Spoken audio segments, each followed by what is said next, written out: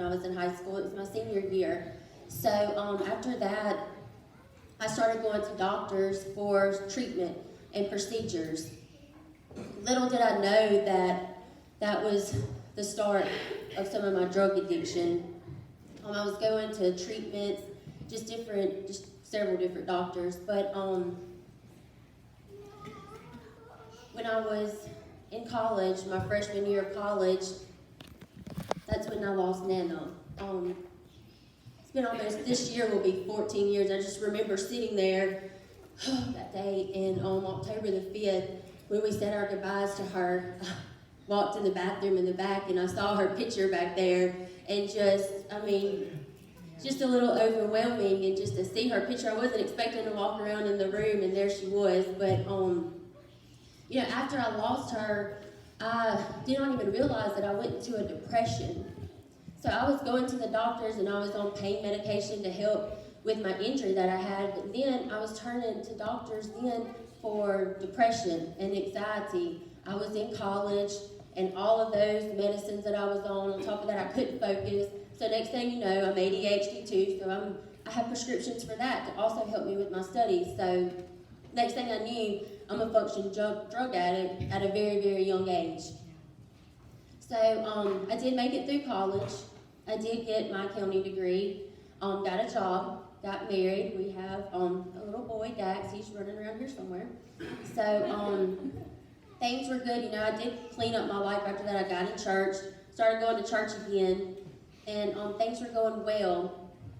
And then my husband at the time lost his job offshore, and I found myself being a full-time mom, working full-time, and I found myself back at the doctor trying to get help for energy, trying to get help for depression again, the same stuff that I've been dealing with for years. Except this time, I failed, and when I failed really, really hard. Within like a year, my husband left me with my son. I lost my job, and I had nothing to turn to. There was one night that I was driving around, and I got pulled over. And that night, I thought it was a smart idea to take what drugs I had, because they weren't all legal. There were some illegal drugs that I had. They weren't my prescriptions, and I overdosed.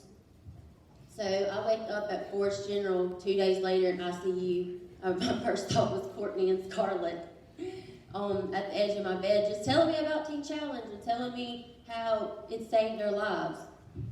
So 2 weeks later, I arrived at Teen Challenge. And that is when the hard part really, really started. I didn't want to be there, so it took me a long, long time. I remember my first day trying to leave, my first Friday there trying to leave. Miss Pat scared me that day. But I stayed. I called my mom, and the tone of her voice, I knew I better not come home after that. So I stuck it out. And, since then, this whole year has just been a journey. I was very, very rebellious. I did not want to abide by any of the rules. I actually got in a lot of trouble. There was one time I couldn't even see Dax for months. It had been months since I seen that little boy. I couldn't even talk to my mom. The one person who I had left, I couldn't even talk to her because I stayed in so much trouble. So here I was, nobody but myself, God, and Teen Challenge. So that was probably the turning point of my entire stay at Teen Challenge. I had to dig deep. I knew I wanted my life back. That's all I knew, was I wanted my life back. So I stuck through it. I stuck through my punishment. And it's been quite an adventure this year. It's been one of the best years of my life. I love these women. I love the staff here. They have helped me out so much. I now get to see Dax.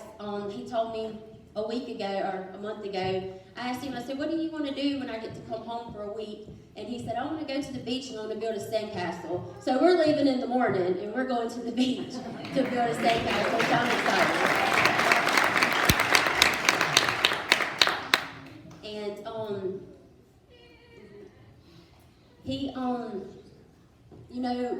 I just did not realize how horrible of a parent that I really was, even when I was there. So the moments that I now have with him, I treasure more than I have ever had before. And I'm looking forward. I'm at 10 and a half months now. When I go back, I have 5 weeks. I'm home this week, but I have 5 weeks left. And I'm excited about coming home. I'm excited about coming home to be a mom. So, and also, my mom is here tonight. She has stuck by my side from day one. She's never left my side. I'm going to ask her to come up. I'm going to ask her to say a few words. You know, he can come too. We sometimes forget that we make a mess at home.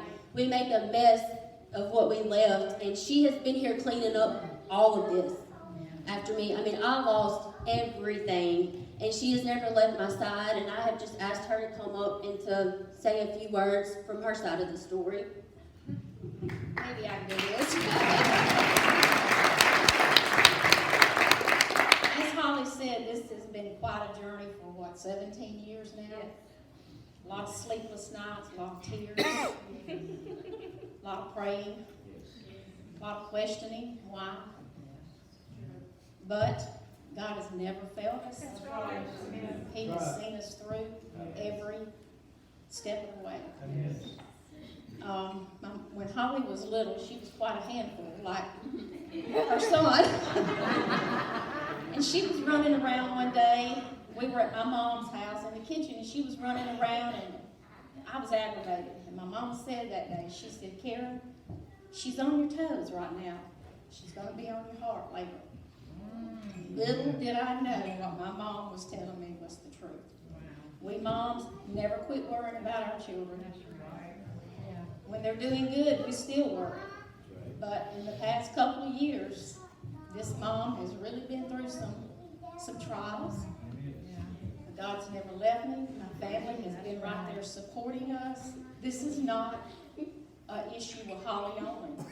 When you have a child, a husband, a wife, or whoever who has an addiction problem, it affects everybody. It affects everybody. There were days when she talked about being depressed. My husband can testify for this.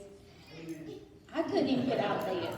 I mean, I would cry 24 hours when nobody ever knew that I cried, that I slept, didn't sleep for days. But this past year we've had some trying times. God has tested my faith. But through it all, I have seen him answer prayer upon prayer, and I know that this is not the end. When she gets out in 5 weeks, it's only going to continue, and I'm praying for whatever God has for her in the future. I want him to do whatever, I want his will to be done in her life.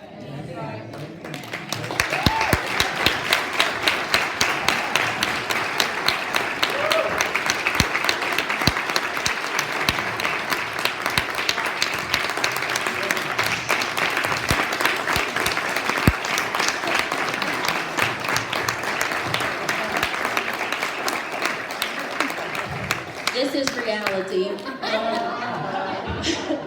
You know, I'm coming home in 5 weeks to get involved in this church. This is my home church. God has brought my mom back recently, hurried away.